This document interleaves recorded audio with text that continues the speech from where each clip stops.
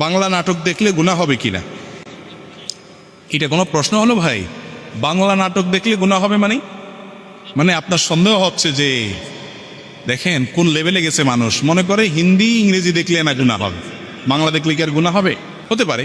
দেখেন, নাটক সিনেমা দেখার সাথে হালাল হারামের সম্পর্ক হলো দৃশ্যের সাথে সম্পর্ক, এটার সাথে ভাষার সম্পর্ক।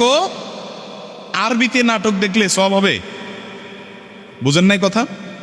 আরবিতে যদি আপনি নাটক দেখেন যে নাটকে নারী পুরুষ একসাথে অভিনয় করে, মিউজিক আছে, হারাম জিনিস আছে যেটা দেখা হারাম, এটা যদি আরবিতেও দেখানো হয় জায়েজ হবে?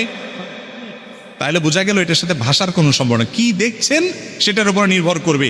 আপনি যদি কোনো অপর্ণার দিকে তাকান তাহলে সেটা দেখা কি, এবং কোনো হারাম দৃশ্য যদি দেখেন, অশ্লীল কোনো দৃশ্য যদি দেখেন, মিউজিক যদি আপনি উপভোগ করেন, তাহলে সেক্ষেত্রে সেটা কি হবে? হারাম হবে। এর বাইরে কোনো কিছু থাকলে আলাদা হবে।